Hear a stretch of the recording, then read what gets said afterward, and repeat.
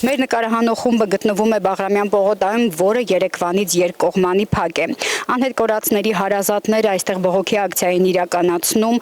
պահանջելով ազգային անվտանգության ծառայության արդեն նախկին տնօրեն Արմեն Աբազյանի պաշտոնի վերականգնումը։ Խնդիրն այն է, որ վարչապետ Փաշինյանի որոշմամբ նախօրեին աշխատանքից ազատված ազգային անվտանգության ծառայության արդեն նախկին տնօրեն Արմեն Աբազյանը գլխավորում էր նաև անհետ կորածների հարցերով հանձնաժողովը։ Մարդիկ մտավախություն ունեն, որ Աբազյանի պաշտոնանկությունից հետո որևէ մեկը գործուն քայլեր չի անի անհետ կորածներին գտնելու ուղղությամբ եւ հարցը կմտնի փակուղի։ 44-օրյա պատերազմում անհետ կորած զինծառայող Սարգիս Ղուկասյանի հորեղբայրը Արսեն Ղուկասյանը նշեց, իրենց գլխավոր պահանջն է վերականգնել պաշտոնում Արմեն Աբազյանին։ Նաև հանդիպում են պահանջում նորանշանակ ազգային անվտանգության ծառայության տնօրենի ժամանակավոր պաշտոնակատար Անդրանիկ Սիմոնյանի հետ։ Ես այդ մարդու աշխատանքը տեսել եմ, ու մենակ ես չեմ տեսել, այդ ծնողներն են տեսել։ Քանի գերի է եկել, դա Աբազյանի գործողություններն է եղել։ Իր տեղակալը գա ինքը հավաստիացնի երաշխավորի, որ ինքը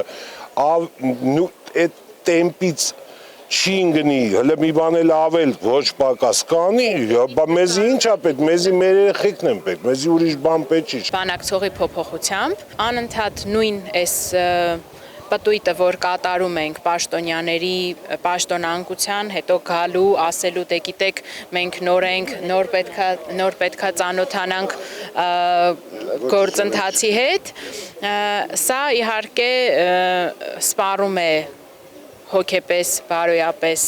հարազատներին։ Անհետ կորածների հարազատները փորձեցին կարճատև ակցիա իրականացնել նաև Երևանի Հերացու փողոցի վրա։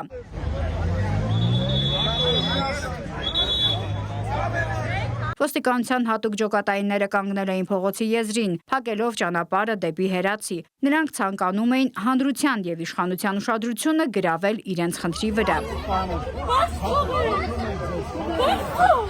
Անհետ կորածների հարազատները որոշեցին վերադառնալ Բաղրամյան պողոտա։ Նրանցից մեկը կրկին դիմեց վարչապետ Փաշինյանին։ Մեծ հաշվով ես չեմ էլ ուզում Պաշտոնյան հիմա գա, որովհետեւ Պաշտոնյայի գալը այս պահին ես հասկանում եմ մեծ հաշվով, որ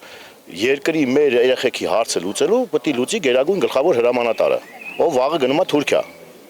Հիմա այս մարդը գնում է Թուրքիա, մենք ոչ ոք չգիտենք ինչ օրակարգով, ինչ է խոսալու, մեր երեխեքի մասին խոսալու է պարոն վարչապետը, թե չի խոսալու։ Սկսենք այդտեղից։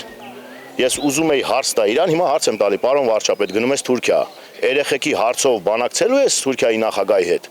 Եթե չէ, ինչի համար ես գնում։ Երեկվանից ակցիա իրականացնող անհետ կորածների հարազատներից հետաքրքրվեցինք, արդյոք որևէ պաշտոնյա կամ շարքային քաղաքացի մոտեցել է իրենց եւ սննդի հարց լուծել։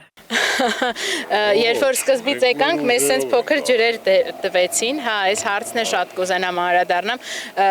հուսով եմ մարդիկ տեսնում են, կարողան մի բլոկ ջուր տվեն այստեղից։ Հա, այդ եմ ասում էլի, այդ մի բլոկ ջուրներ, հետո մենք մեր միջոցներով ենք անում, բոլոր այն մարդիկ, ովքեր այս եթերների, այդ Իրանից հատվածների տակ կգրեն, որ, չգիտեմ, ինչ որ պատվիրված, քաղաքական դերակատարների մարդիկ ենք, փողով ենք եկել այստեղ բան, թող կան, խնդրում եմ, անձնապես ծանոթանան իմ հետ, Արսենի հետ, Ազատի հետ, մյուսների հետ, թող կան ծանոթանան, թող կան մի պահ փորձեն իրանց դնել մեր տեղը, հասկանան, թե այդ ինչ է նշանակում 5 տարի ապրել այդ զգացումը, որ քո երեխան կա, թե չկա։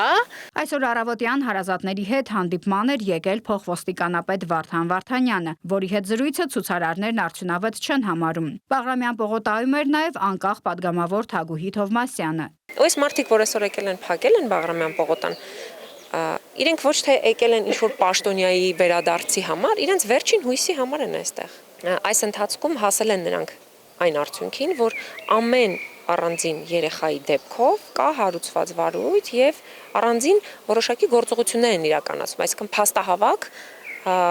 որոշակի գործողություններ արդեն արվել են։ Երեք անհետ կորածների հարազատների հետ հանդիպել էին ազգային անվտանգության հակահետախուզության պետ Դավիթ Սանամյանը եւ փոխոստիկանապետ Դավիթ Խուդինյանը։ Ազգային անվտանգության տնօրենի պաշտոնանկությունը որևէ բան չի փոխել եւ չի կարող փոխել։ Սա ինստիտուտ եւ ինստիտուցիոնալ կառույց է։ Երեք խորհրդարանում հայտարարեց Նիկոլ Փաշինյանը, արձագանքելով անհետ կորածների հարազատների հնչեցրած մտահոգություններին։ Նշենք, Հայաստանը շուրջ 1200 անհետ կորած անձի հարց է բարձրացնում։ Հայաստանում։ Պաշտոնական տվյալներով 90-ականների սկզբից անհետ կորած է համարվում 993 հայ։ 44-օրյա պատերազմից հետո անհետ կորած է համարվում 191 քաղաքացի։ Նարինե Ղուկասյան, Վարդան Պողոսյան, Րիոփն մեդիա։